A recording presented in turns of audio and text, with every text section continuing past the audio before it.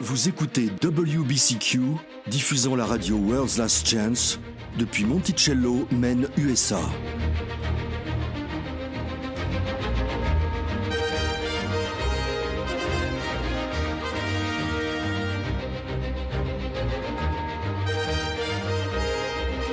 Crimes violents, troubles politiques, instabilité financière, tout indique une crise imminente, une crise sans précédent. Réglez votre fréquence sur Radio World's Last Chance pour découvrir comment vous préparer spirituellement à ce qui nous attend. Radio WLC prépare un peuple pour le retour très proche du Sauveur.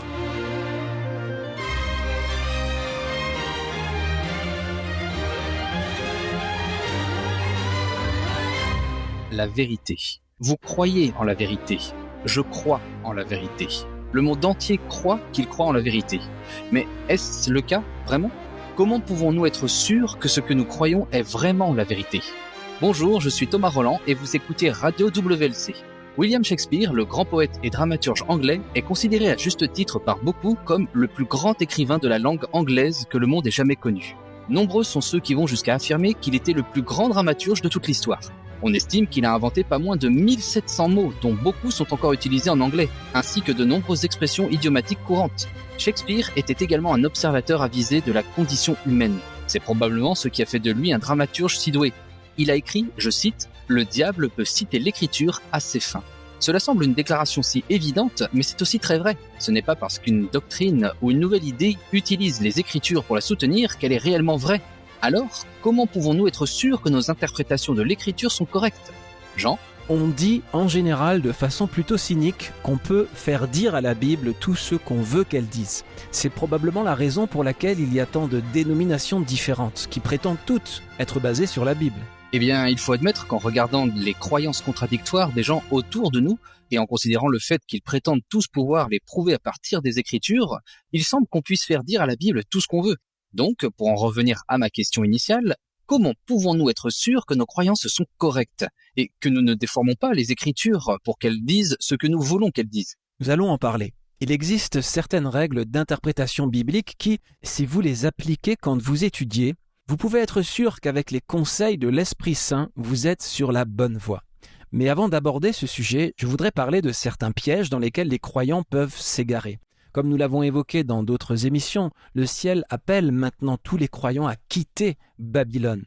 Apocalypse 18 dit à tous les croyants « Sortez d'elle, mon peuple, afin que vous ne participiez pas à ses péchés et que vous ne receviez pas de ses fléaux. » Vous voyez, nous avons eu l'habitude d'interpréter cela comme une invitation. « Venez hors d'elle, mon peuple », sous-entendu « Quittez votre église et rejoignez la mienne ». Mais ce n'est pas ce qui est dit. C'est un ordre. Sortez. Laissez derrière vous toutes les dénominations et religions organisées, car toutes comportent une part d'erreur. Le problème est que nous avons tous développé de mauvaises habitudes pendant notre séjour à Babylone. Comme quoi, par exemple ? Je dirais que l'une des plus importantes est d'avoir appris qu'il est dangereux de remettre en question. Chaque organisation a son propre ensemble de croyances, son propre credo. Cet ensemble de croyances est bien sûr présenté comme étant la vérité.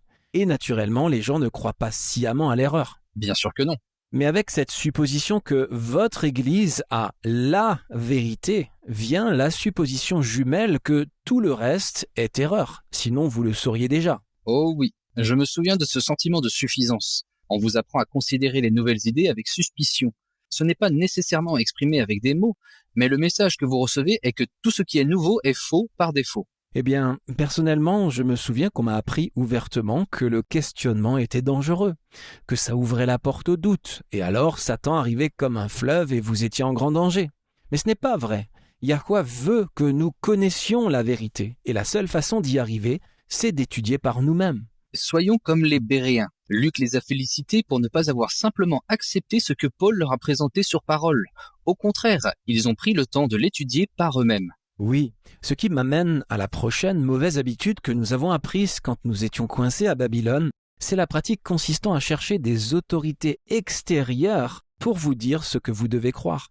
Vous n'avez pas besoin d'un autre être humain pour vous dire comment interpréter les Écritures, les amis. Vous n'avez pas besoin d'un pasteur ou d'un prêtre pour vous enseigner la vérité. Souvent, ces autorités respectées par les hommes ont un intérêt direct à maintenir le statu quo. Elles ne sont pas intéressées à remuer les eaux troubles, pour ainsi dire. Elles ne veulent pas mettre en péril leur emploi ou leur position dans l'organisation, et bien que cela puisse être compréhensible jusqu'à un certain point, ça ne les met généralement pas en première ligne pour faire avancer la lumière. Ça me rappelle quelque chose que l'auteur George R. Martin a écrit. Il a dit « La plupart des hommes préfèrent nier une dure vérité plutôt que de l'affronter. » Et on peut le voir, les gens se précipitent vers les ministres de culte pour qu'ils leur disent si une nouvelle idée est la vérité ou non.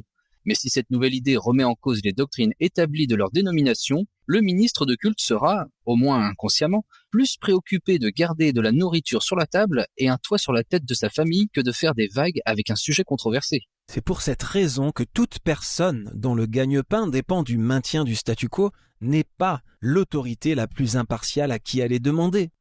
Mais il y a encore une mauvaise habitude que nous avons prise dans Babylone, c'est le désir de s'entourer de croyants partageant les mêmes idées que nous et de ne pas se sentir en sécurité si ce n'est pas le cas. C'est vrai, nous recevons tellement de messages de personnes du monde entier nous demandant si nous connaissons des croyants partageant les mêmes idées dans leur région.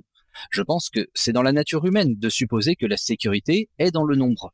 Mais suivre la vérité est une marche très solitaire. On ne se sent pas en sécurité ou à l'aise quand on est seul, et pourtant c'est précisément ce que les croyants d'aujourd'hui sont appelés à traverser. Et des bénédictions spéciales sont promises à ceux qui font un pas dans la foi et suivent la vérité, peu importe à quel point cette marche est solitaire ou à quel point ils se sentent seuls. Allons dans Apocalypse 14 et lisons les versets 4 et 5. C'est une magnifique description des 144 000, ceux qui seront spécialement honorés dans le royaume de Yah. Les versets 4 et 5 nous disent pourquoi. Allons-y. Ce sont ceux qui ne se sont pas souillés avec des femmes, car ils sont vierges. Ce sont ceux qui suivent l'agneau partout où il va. Ils ont été rachetés d'entre les hommes comme des prémices pour Yah et pour l'agneau. Et il ne s'est pas trouvé de fraude dans leur bouche, car ils sont irréprochables devant le trône de Yahweh. Il n'y a aucune fraude ou tromperie, ruse, selon les versions, trouvée dans leur bouche parce qu'ils ont fait confiance à Yahweh pour les garder en sécurité quand ils sont sortis, seuls, et se sont séparés de Babylone. Et suivre l'agneau où qu'il aille sera toujours une marche solitaire. Il faut du courage, de la foi et de la confiance pour le faire. Mais c'est pour ça qu'ils sont des vierges spirituelles et qu'ils sont décrits comme n'ayant aucune fraude, aucune tromperie. Ils ont laissé l'erreur derrière eux et suivent la vérité là où elle les mène. C'est un appel élevé. Nous citons cette phrase « suivre l'agneau partout où il va », mais je ne pense pas que la plupart d'entre nous réfléchissent vraiment à ce à quoi ça ressemble, à ce qu'on ressent quand personne autour de vous ne le suit de la même manière que vous. Nous avons déjà dit qu'il est important d'étudier avec un esprit ouvert. À quoi ça ressemble ? Qu'est-ce que c'est concrètement étudier avec un esprit ouvert ? Ce n'est pas étudier pour prouver que quelque chose est faux. Étudier avec un esprit ouvert signifie que nous mettons de côté toutes nos idées préconçues et que nous sommes prêts à accepter une nouvelle idée si l'Esprit Saint nous convainc que c'est effectivement la vérité. Ce ne sera pas toujours le cas. Parfois, l'Esprit vous convaincra que quelque chose est faux. Mais quel que soit le côté duquel se trouve la vérité, vous devez d'abord faire le choix conscient d'être prêt à la suivre, d'être prêt à l'accepter, quel qu'en soit le prix. Et ça demande de faire un choix conscient. Je me souviens avoir lu une déclaration qui disait quelque chose du genre « Il n'y a aucune excuse pour aucun d'entre nous de supposer qu'il n'y a plus de vérité à révéler et que toutes nos croyances sont sans erreur. Le fait que nous ayons cru pendant des années que certaines doctrines sont la vérité ne les rend pas automatiquement exemptes d'erreur. » Puis ça disait « Le temps ne fera jamais de l'erreur une vérité et la vérité peut se permettre d'être équitable. » Aucune vraie doctrine ne perdra quoi que ce soit sous un examen approfondi. Cette citation m'a toujours marqué. C'est un bon point. Nous ne sommes jamais en sécurité quand nous décidons que nous avons toute la vérité dont nous avons besoin pour être sauvés et que nous refusons de considérer de nouvelles idées. Nous pouvons faire confiance au Père pour nous garder en sécurité quand nous examinons de nouvelles idées. Il ne laissera pas le diable nous prendre au piège contre notre volonté. Il ne laissera pas Satan nous hypnotiser. Parfois, on a l'impression que les gens ont peur que le diable les prenne au piège s'ils ne font que jeter un œil à quelque chose qui est une erreur. Mais c'est un mensonge pour nous maintenir dans nos erreurs. Yahweh ne nous laissera jamais être trompés contre notre volonté. C'est très encourageant. Alors, parlons maintenant des règles de l'interprétation biblique. Quelle est la première règle à suivre pour vraiment atteindre la vérité et ne pas s'égarer sur une tangente erronée? Je dirais que la première règle d'interprétation biblique est de s'assurer que, quel que soit le sujet sur lequel vous vous penchez, chaque mot a sa place. Chaque mot est important. Un mot peut changer le sens d'un verset. Alors faites attention. Tournons-nous vers Matthieu 5 et lisons le verset 18. C'est tiré du sermon de Christ sur la montagne. Il est écrit « Car, je vous le dis en vérité, tant que le ciel et la terre ne passeront point, il ne disparaîtra pas de la loi un seul iota ou un seul trait de lettre jusqu'à ce que tout soit arrivé. » Ou jusqu'à ce que tout soit accompli dans la King James. Que chaque mot ait sa place, donc. Recherchez les mots. Si vous ne possédez pas de dictionnaire biblique, recherchez-les en ligne. Il existe de fantastiques outils d'étude de la Bible, disponibles gratuitement en ligne. Le fait de connaître la définition des mots-clés bibliques peut ajouter une couche supplémentaire de sens au verset. Absolument. Quand j'ai commencé à chercher la définition des mots, j'ai été étonné de voir à quel point mon étude de la Bible était devenue plus significative. Il y avait un sens que je n'avais jamais réalisé auparavant. C'est comme être un mineur et creuser en profondeur. Une autre règle à retenir est que toutes les écritures sont importantes. Tout ne s'applique pas de la même manière à toutes les situations, mais toute l'écriture est nécessaire. Martin Luther n'a-t-il pas trébuché sur ce point ? Je crois avoir lu quelque part qu'il y avait un livre de la Bible dont il pensait qu'il ne devait pas y figurer. Oui, Luther et le livre de Jacques. Luther n'avait pas une compréhension assez profonde de Jacques. La grande découverte de Luther était l'importance de la justification par la foi. C'était son point focal. Et comme Jacques parle de la foi et des œuvres, Luther n'a pas vu que Jacques présente une approche très équilibrée, qui ne contredit pas la justification par la foi. Luther n'a pas compris Jacques et pensait qu'il n'avait pas du tout sa place dans la Bible. Écoutez ça. Luther a dit dans un commentaire « L'épître de Jacques est vraiment une épître de paille comparée aux autres, car elle n'a rien de la nature de l'Évangile. » Eh bien, allons dans 2 Timothée chapitre 3 et lisons les versets 14 à 17. 2 Timothée chapitre 3 versets 14 à 17. « Toi, demeure dans les choses que tu as apprises et reconnues certaines, sachant de qui tu les as apprises. Dès ton enfance, tu connais les saintes lettres qui peuvent te rendre sage à salut par la foi en Yahushua Christ. Toute écriture est inspirée de Yahweh et utile pour enseigner, pour convaincre, pour corriger, pour instruire dans la justice, afin que l'homme de Yah soit accompli et propre à toute bonne œuvre. » Nous devons continuer dans les choses que nous avons apprises et sur lesquelles nous avons été établis comme étant la vérité. Elles constituent une fondation pour des vérités encore plus grandes et une compréhension plus profonde. Et nous ne devons jamais oublier que toute l'écriture est destinée à notre instruction et à notre édification. Bien sûr, tout dans l'écriture n'est pas applicable à chaque situation, mais à chaque situation correspond une partie de l'écriture qui peut fournir des conseils et de la sagesse. Et des conseils pratiques sur la façon d'utiliser les écritures pour obtenir ces conseils quand on en a besoin ? Je veux dire, je sais qu'on peut toujours rechercher les mots et les promesses divines, mais comment prendre un passage particulier et l'appliquer à notre vie concrètement ? Eh bien, j'ai trouvé qu'il y a 3 étapes utiles. Premièrement, l'observation. Deuxièmement, l'interprétation. Et troisièmement, l'application. Étape 1, l'observation. Demandez-vous que dit ce passage. Et ensuite, prêtez une attention particulière à la façon dont l'écriture elle-même relie les idées entre elles. Qu'est-ce que tu veux dire ? Eh bien, les comparaisons et les contrastes. Et ils sont toujours très instructifs. Par exemple, Yahushua a dit « Vous avez entendu dire qu'il a été dit », puis il a poursuivi en disant « Mais moi, je vous dis que… » C'est un contraste entre 2 idées différentes. Vous devez y prêter attention. Un autre exemple est celui des déclarations « si, alors ».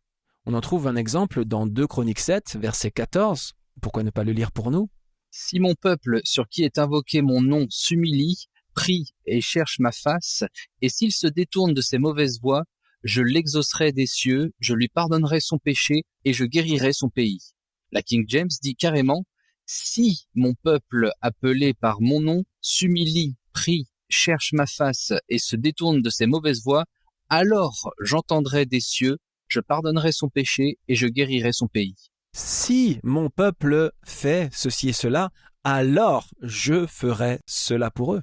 C'est une déclaration si, alors. Et j'ai remarqué aussi qu'il faut prêter attention à chaque fois que l'Écriture pose une question.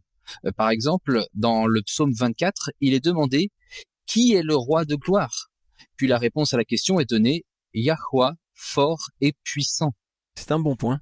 Tous ces éléments nous montrent la relation qu'il y a entre les idées et peuvent nous aider à savoir ce que dit un passage.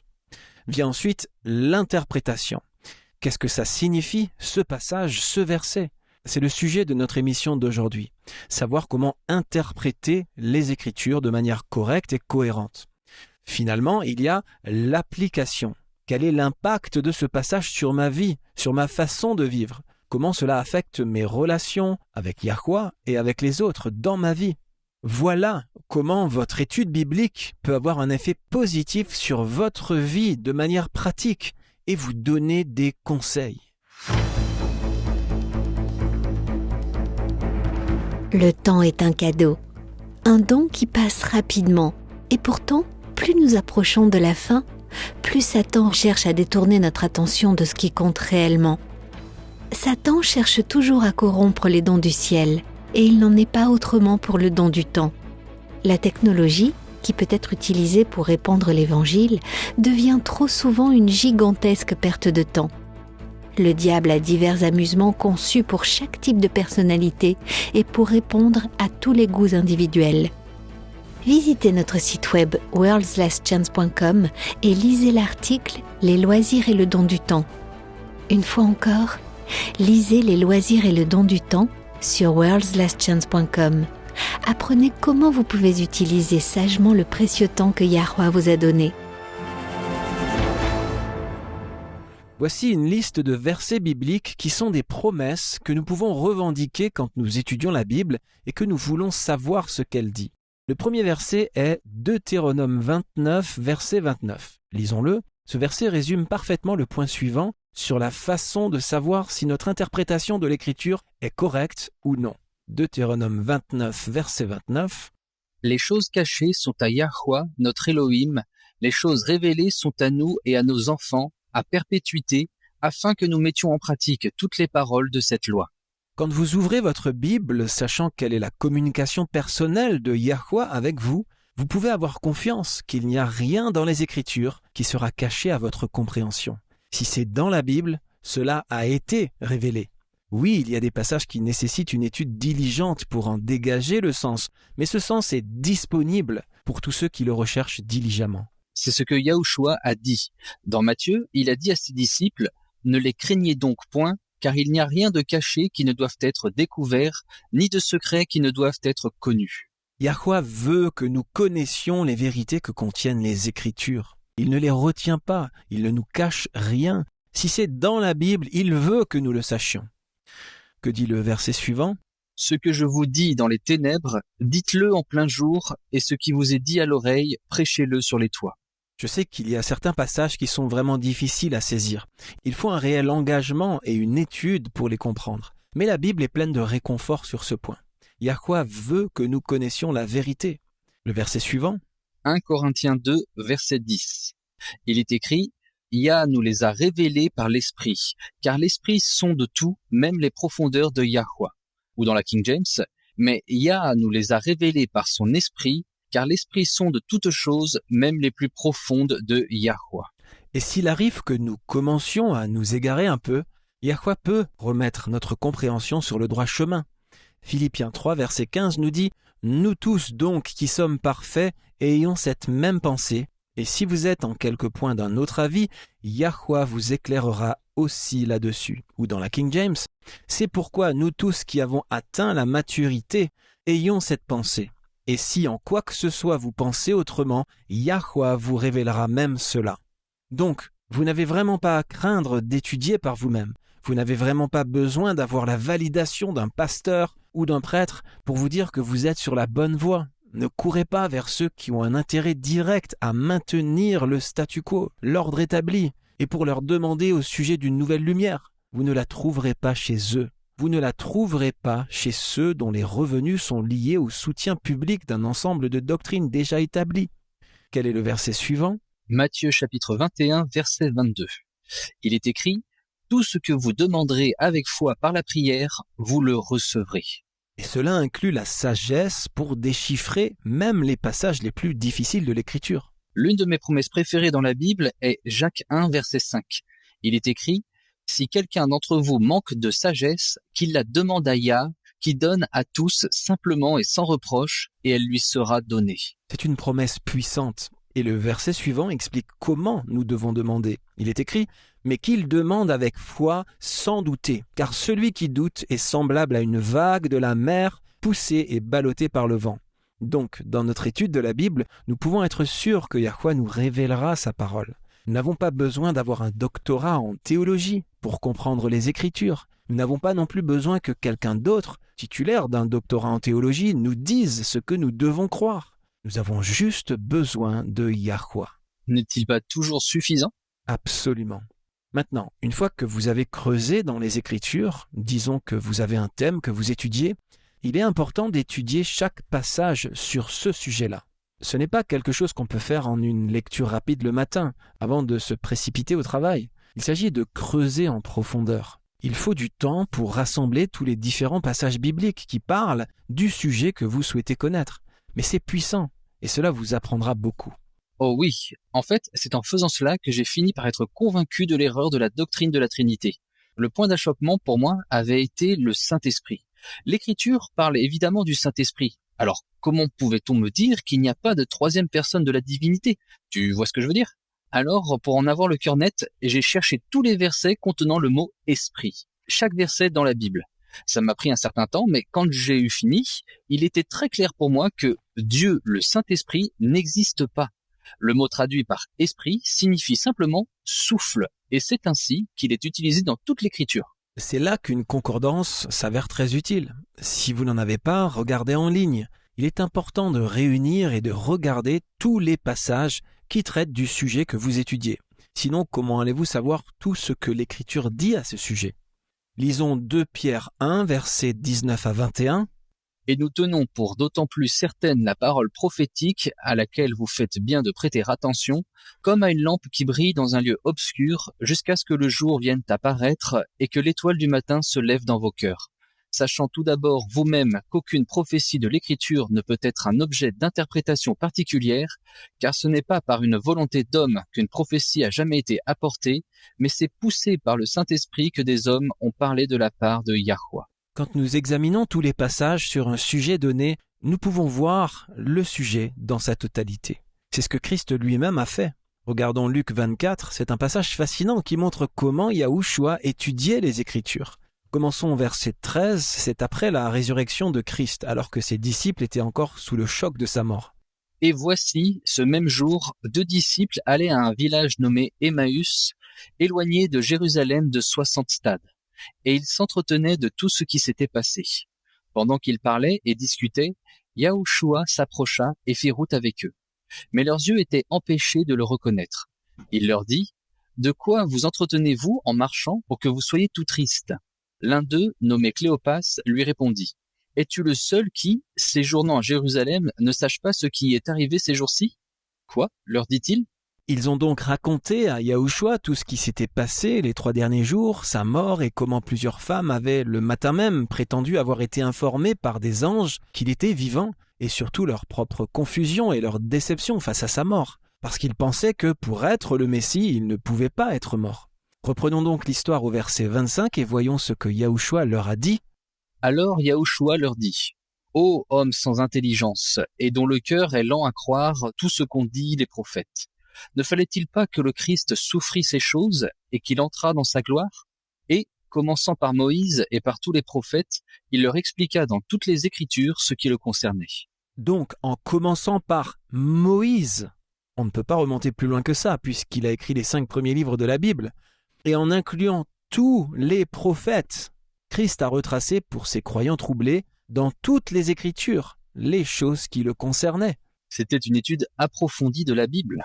Et c'est ainsi que nous devons étudier nous aussi, en rassemblant tous les passages. Le prochain verset est dans Ésaïe 28. Tout étudiant de la Bible devrait connaître les principes énoncés ici. Lisons les versets 9 et 10.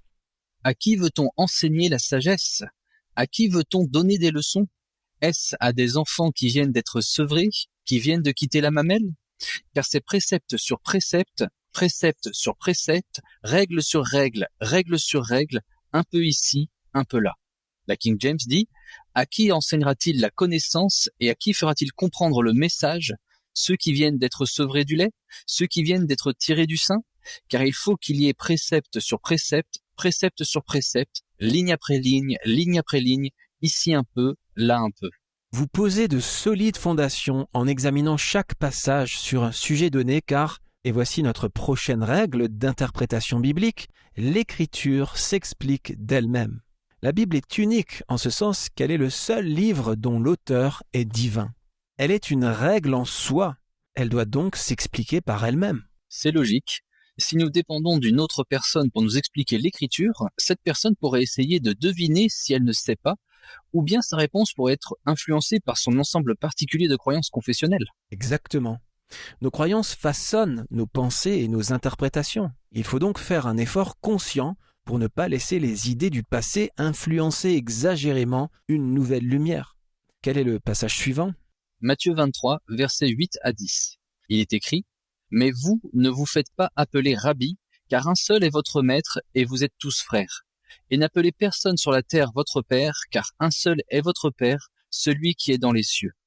Ne vous faites pas appeler directeur, car un seul est votre directeur, le Christ. » Une autre version dit « Car un seul est votre enseignant, le Christ. » Donc, le Sauveur lui-même est notre enseignant.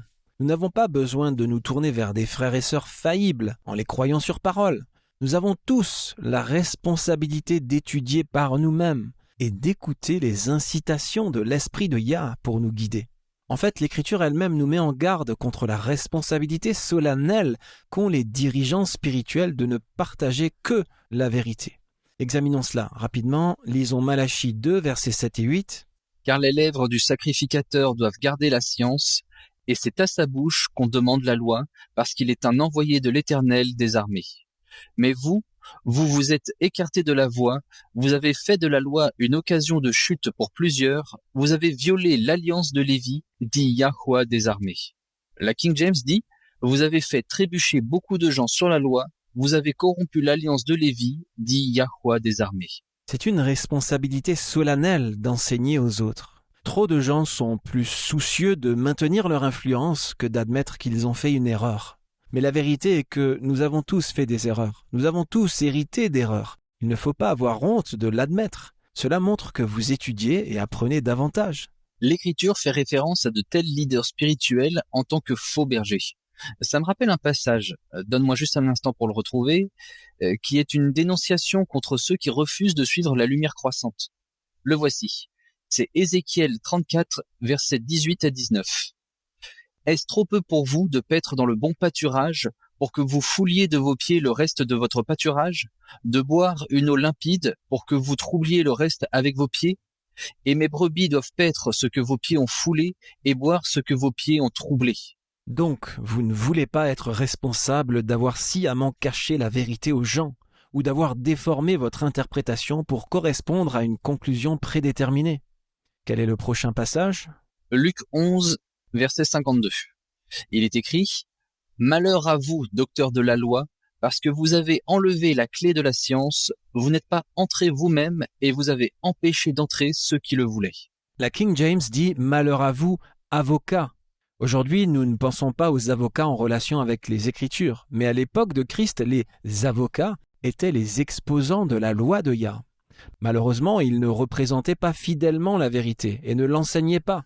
Au contraire, en déformant et dissimulant la vérité, ils empêchaient en fait la vérité d'être connue. C'est pourquoi Yahushua a dit « Vous avez empêché d'entrer ceux qui le voulaient ». Ce n'est pas quelque chose dont vous voulez être accusé au jour du jugement. Pas du tout.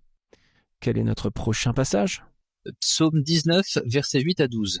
Il est écrit « La loi de Yahweh est parfaite, elle restaure l'âme, le témoignage de Yahweh est véritable, il rend sage l'ignorant. Les ordonnances de Yahweh sont droites, elles réjouissent le cœur, les commandements de Yahweh sont purs, ils éclairent les yeux. La crainte de Yahweh est pure, elle subsiste à toujours. Les jugements de Yahweh sont vrais, ils sont tous justes. Ils sont plus précieux que l'or, que beaucoup d'or fin, ils sont plus doux que le miel, que celui qui coule des rayons. Ton serviteur aussi en reçoit instruction, pour qui les observe la récompense est grande. » Tout à l'heure, nous avons lu 1 Corinthiens 2, verset 10. Revoyons-le, mais cette fois-ci, lisons le verset 13. Dans le contexte, il est question de vérités qui sont un mystère pour notre compréhension humaine. Il explique comment nous pouvons utiliser l'Esprit Saint pour apprendre la vérité. La façon dont l'Esprit de Yah nous enseigne est de prendre ce que nous savons dans les Écritures et de nous montrer comment cela s'applique au passage que nous étudions. 1 Corinthiens chapitre 2, versets 6 à 13. Cependant, c'est une sagesse que nous prêchons parmi les parfaits, sagesse qui n'est pas de ce siècle, ni des chefs de ce siècle qui vont être anéantis. Nous prêchons la sagesse de Yahweh, mystérieuse et cachée, que Yah, avant les siècles, avait destinée pour notre gloire, sagesse qu'aucun des chefs de ce siècle n'a connue, car, s'ils l'eussent connue, ils n'auraient pas crucifié le Seigneur de gloire. Mais, comme il est écrit, ce sont des choses que l'œil n'a point vues, que l'oreille n'a point entendues, et qui ne sont point montées au cœur de l'homme, des choses que Dieu a préparées pour ceux qui l'aiment. Dieu nous les a révélées par l'Esprit, car l'Esprit sonde tout, même les profondeurs de Yah. Lequel des hommes, en effet, connaît les choses de l'homme, si ce n'est l'Esprit de l'homme qui est en lui? De même, personne ne connaît les choses de Yahweh, si ce n'est l'Esprit de Yah. Or, nous n'avons pas reçu l'Esprit du monde, mais l'Esprit qui vient de Yahweh, afin que nous connaissions les choses que Yah nous a données par sa grâce. Et nous en parlons, non avec des discours qu'enseigne la sagesse humaine, mais avec ceux qu'enseigne l'Esprit, employant un langage spirituel pour les choses spirituelles. Notre sagesse humaine est insuffisante pour saisir les choses profondes de Yah. Bien sûr, nous avons besoin de l'aide divine pour comprendre, et la façon dont nous l'obtenons est à travers l'Écriture s'expliquant elle-même. Et cela m'amène à ma prochaine règle d'interprétation biblique. Il y a beaucoup de visions dans la Bible. Elles utilisent beaucoup le langage symbolique. Mais vous n'avez pas à deviner ce qui est une vision et ce qui ne l'est pas. Car si c'est une vision, cela sera toujours clairement dit. Oui, le verset suivant est 2 Corinthiens 12, verset 1. Il est écrit « Il n'est sans doute pas utile que je me glorifie. J'en viendrai néanmoins à des visions et à des révélations de Yahweh. » Le but des Écritures est que nous les comprenions, pour que nous ne soyons pas obligés de deviner. Si un passage est issu d'une vision, cela est dit.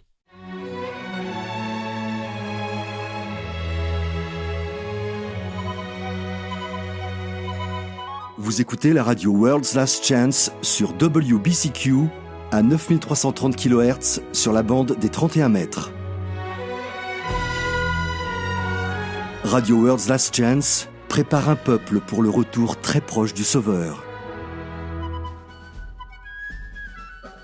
Peu de temps avant sa mort, le Sauveur a prédit que tous ceux qui suivront la vérité seront persécutés pour leur foi. Le livre de l'Apocalypse révèle également que dans un avenir proche, des lois créées par l'homme chercheront à usurper la loi divine. Romains 13 est un passage de l'Écriture qui sera utilisé à l'avenir pour contraindre les chrétiens à obéir aux lois humaines en violation de la loi divine. Si quelqu'un essayait de forcer votre conscience en citant Romains 13, en disant que les pouvoirs en place sont ordonnés par Yah, comment répondriez-vous? Que diriez-vous? Pour bien comprendre le véritable sens de Romains 13, visitez notre site web worldslastchance.com et lisez Le devoir civil du croyant. Encore une fois, lisez Le devoir civil du croyant sur worldslastchance.com.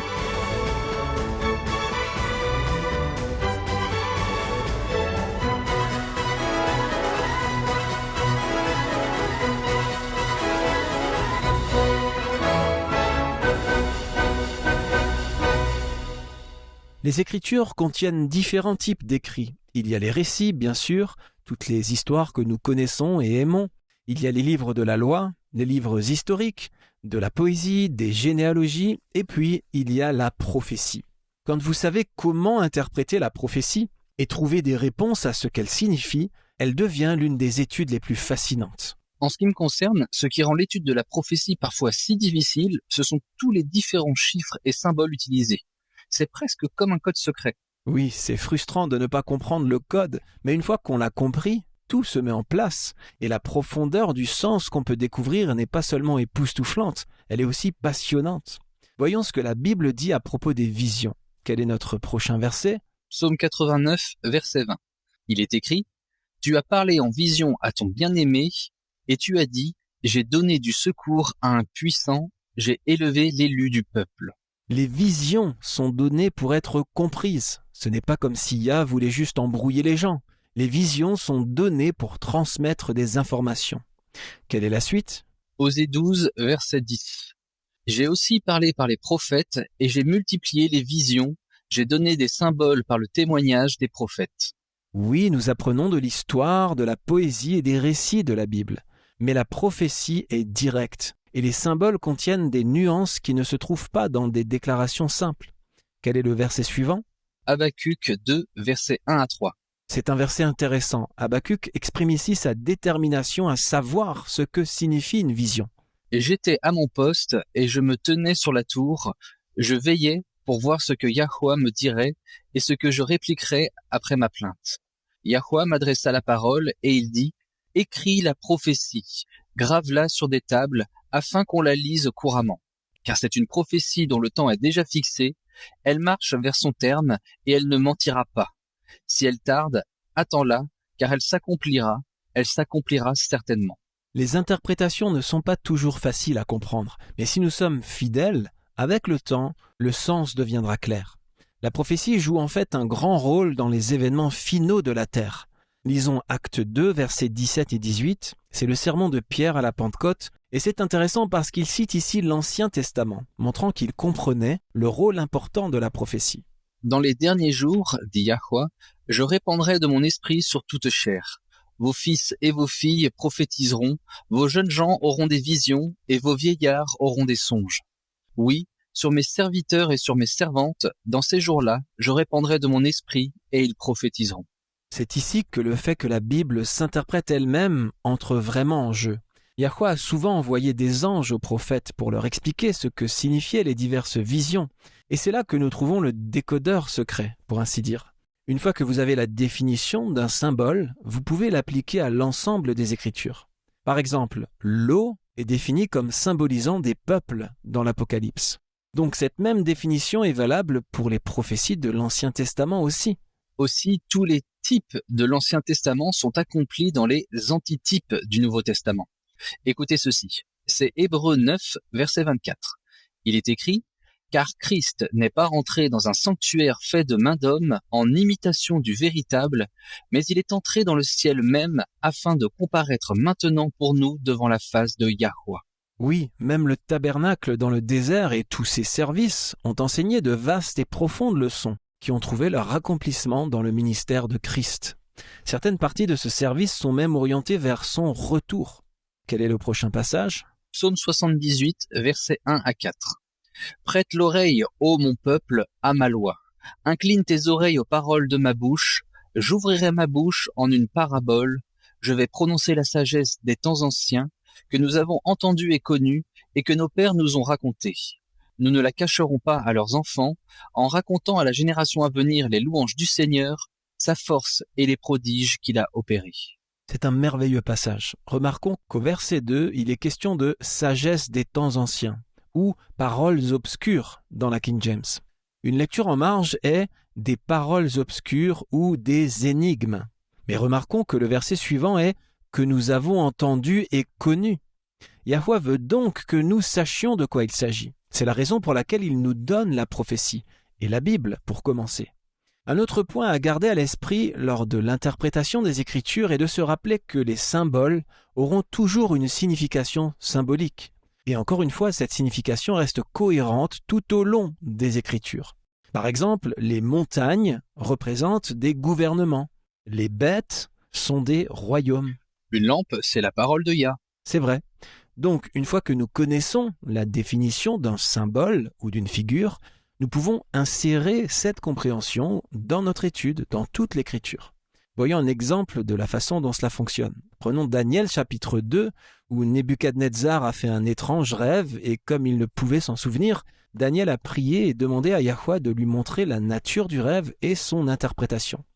Ce qui rend ce passage si intéressant, c'est que le rêve, qui était une prophétie, est expliqué dans ce même chapitre.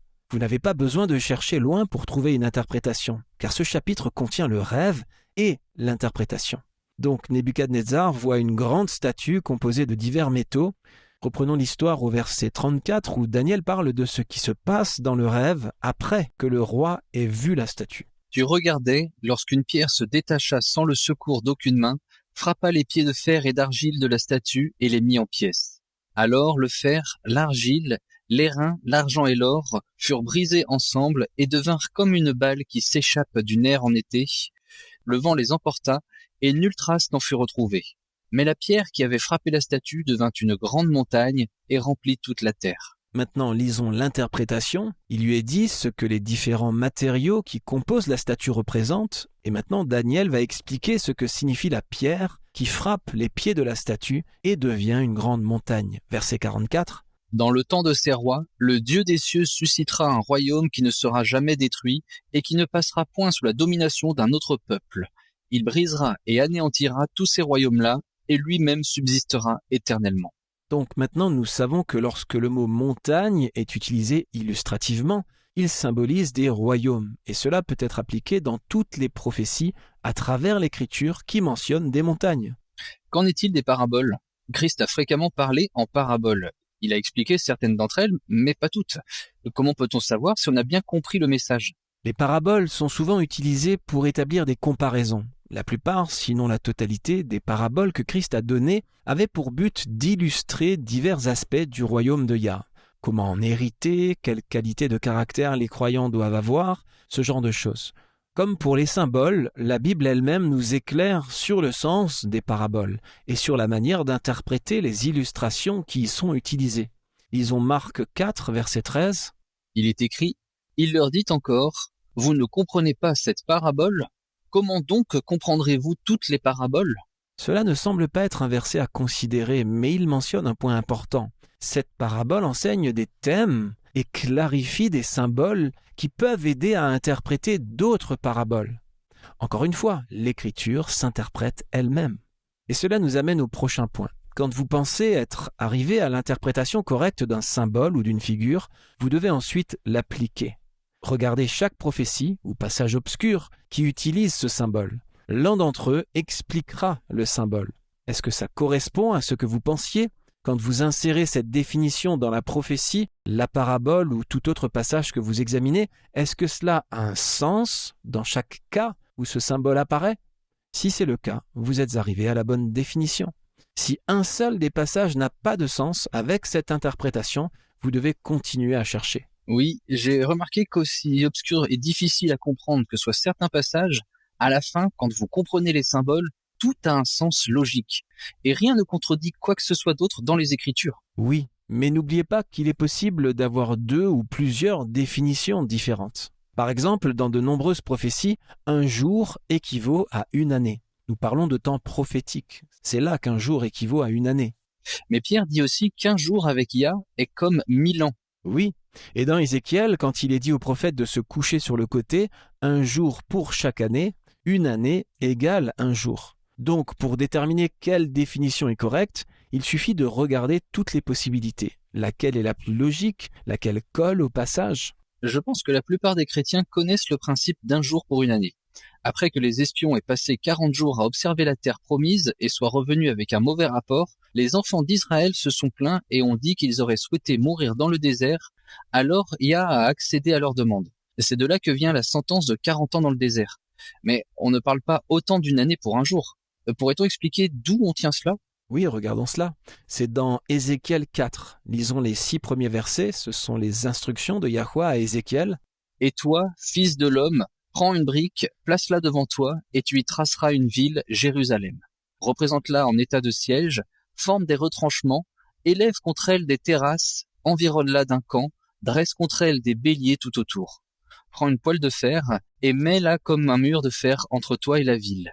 Dirige ta face contre elle, et elle sera assiégée, et tu l'assiégeras. Que ce soit là un signe pour la maison d'Israël.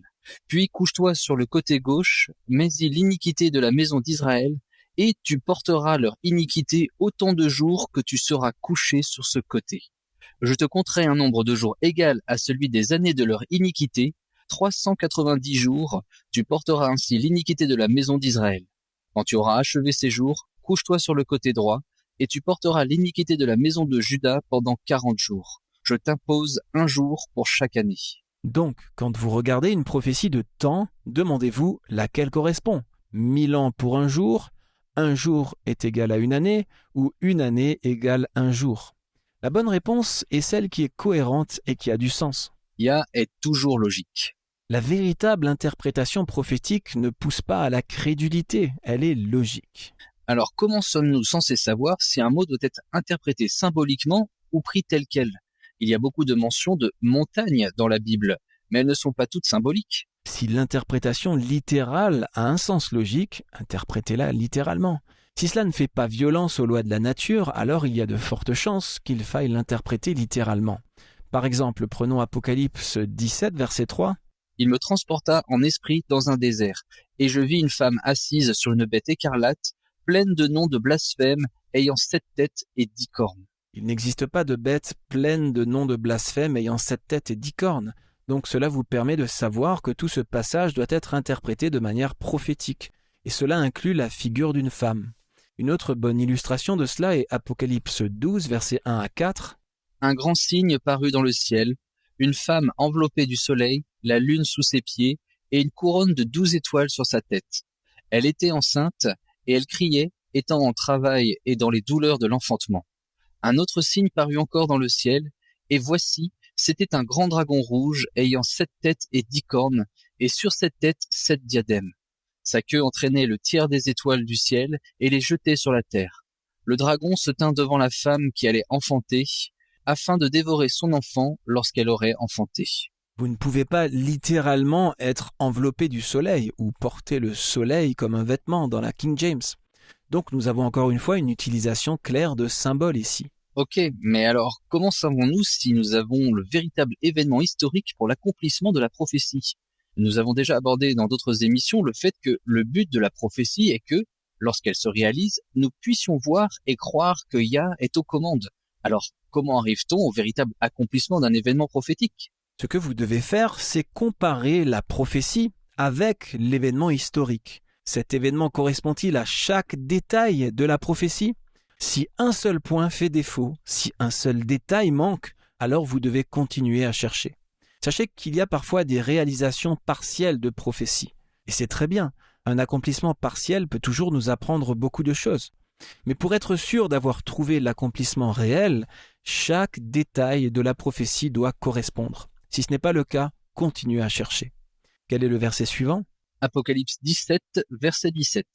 Il est écrit « Car Yahweh a mis dans leur cœur d'exécuter son dessein et d'exécuter un même dessein et de donner leur royauté à la bête jusqu'à ce que les paroles de Yah soient accomplies. » Yahweh s'assure toujours que l'histoire et la prophétie s'accordent. Parce que, comme tu l'as dit, le but est que notre foi en lui puisse être renforcée quand nous voyons l'accomplissement de la prophétie.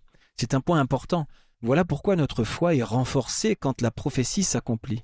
Ça nous montre que Yahweh est au contrôle de l'histoire. Quel est notre prochain verset ? Acte 3, verset 18. Il est écrit « Mais ce que Yahweh avait annoncé par la bouche de tous ses prophètes, que le Christ souffrirait, il l'a accompli. » Yahweh l'a accompli. Il n'est pas seulement le monarque de toute la création, mais il est aussi le Seigneur de toute l'histoire. Il est au contrôle, les amis. Donc nous pouvons savoir que la vraie définition accomplira toujours la prophétie à la lettre. Quand nous suivons ces règles d'interprétation, nous pouvons savoir que notre compréhension est en accord avec le sens voulu par Yah.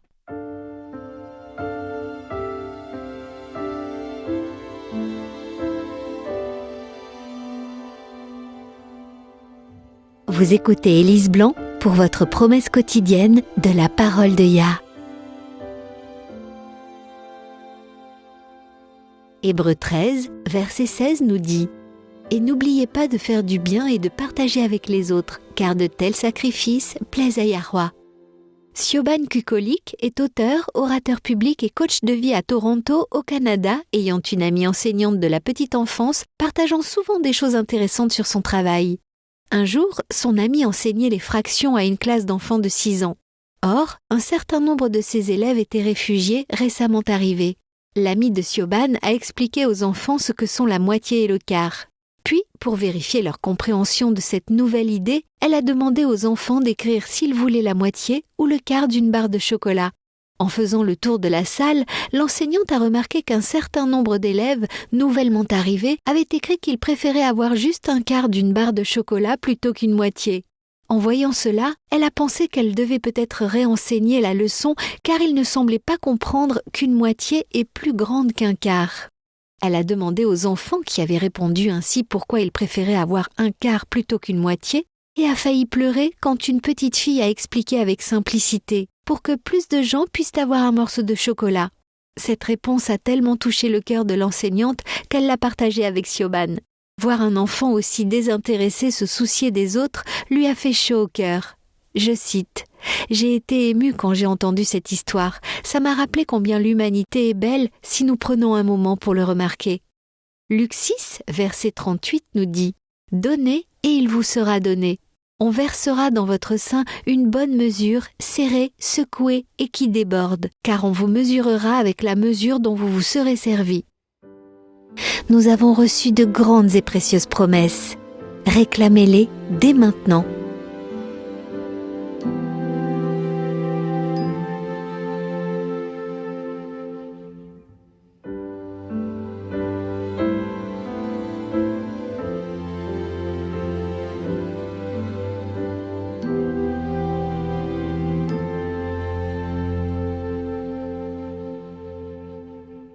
Alors, parmi tout ce que nous avons partagé aujourd'hui, quelle est, à ton avis, la règle la plus importante de toutes dans l'étude de la Bible ?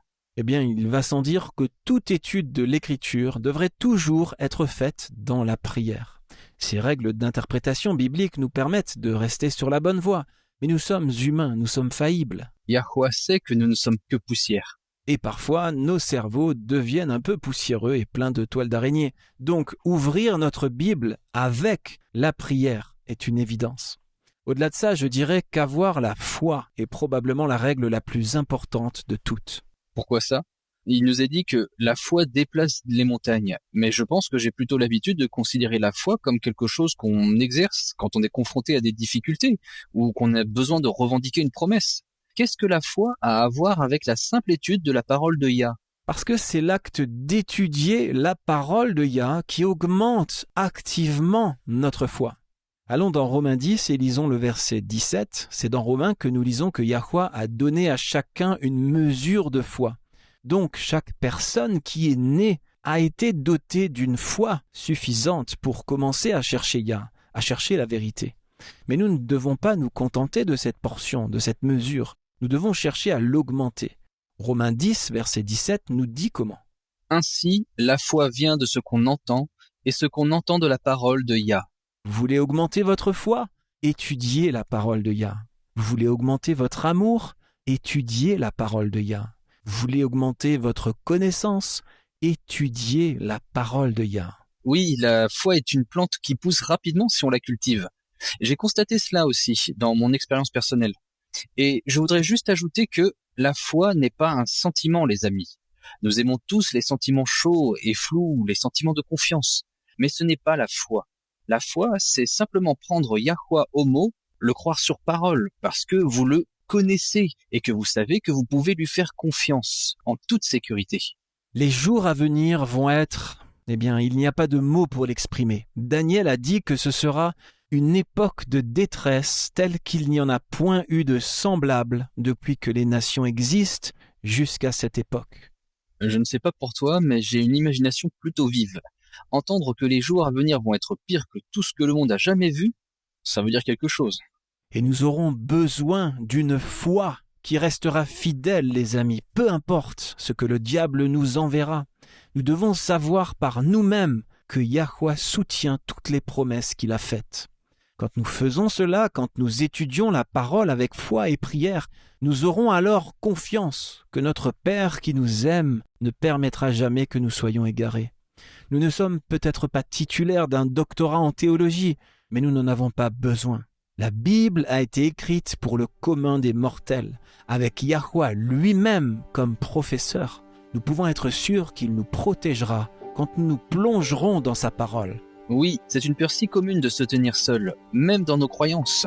Nous aimons avoir une foule qui nous entoure, qui affirme les mêmes croyances que nous. Mais ce sont les âmes qui seront perdues qui font ça, qui préfèrent l'approbation des autres à la vérité.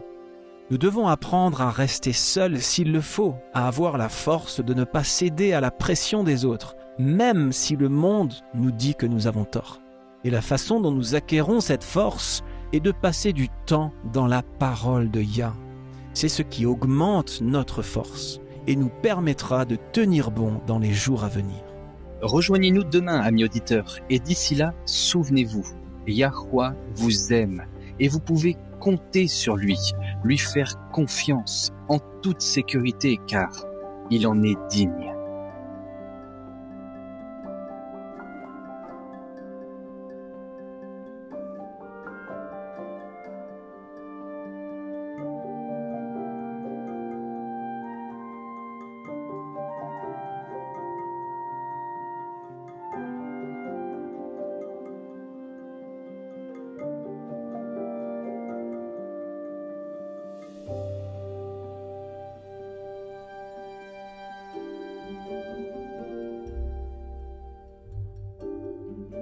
Vous étiez à l'écoute de Radio WLC. Cette émission, ainsi que les émissions précédentes de Radio WLC, sont disponibles en téléchargement sur notre site internet. Elles sont parfaitement appropriées pour être partagées avec des amis et pour des études bibliques. Elles sont également une ressource merveilleuse pour ceux qui adorent Yahweh, seuls, en famille ou en groupe à la maison. Si vous souhaitez écouter les émissions de Radio WLC, rendez-vous sur notre site internet à l'adresse worldslastchance.com. Cliquez sur l'icône Radio WLC en haut à droite de la page d'accueil.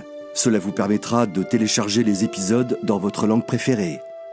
Vous trouverez également des articles et des vidéos disponibles en plusieurs langues. Rejoignez-nous demain pour un autre message rempli de vérité sur WBCQ à 9330 kHz sur la bande des 31 mètres. Radio World's Last Chance prépare un peuple pour le retour très proche du Sauveur.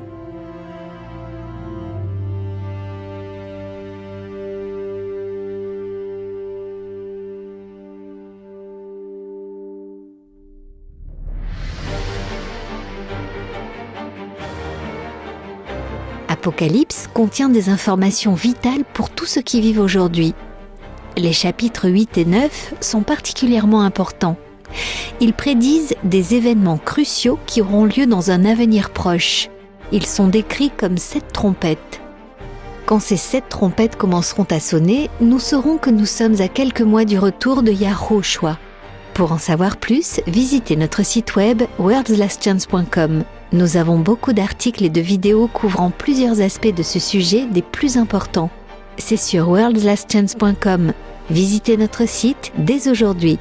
Il ne reste plus beaucoup de temps.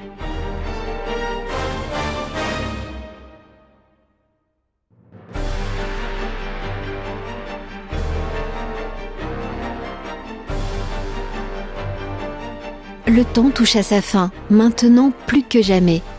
Il est impératif que tous ceux qui cherchent et désirent le retour du Sauveur prennent grand soin de garder chacune des avenues de l'âme par lesquelles le diable cherche à nous séduire et nous piéger.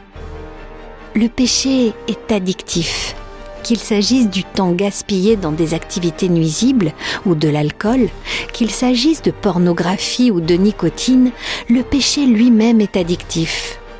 Mais le Sauveur est prêt à délivrer quiconque se tourne vers lui. Visitez notre site worldslastchance.com et lisez l'addiction au péché, protéger les avenues de l'âme.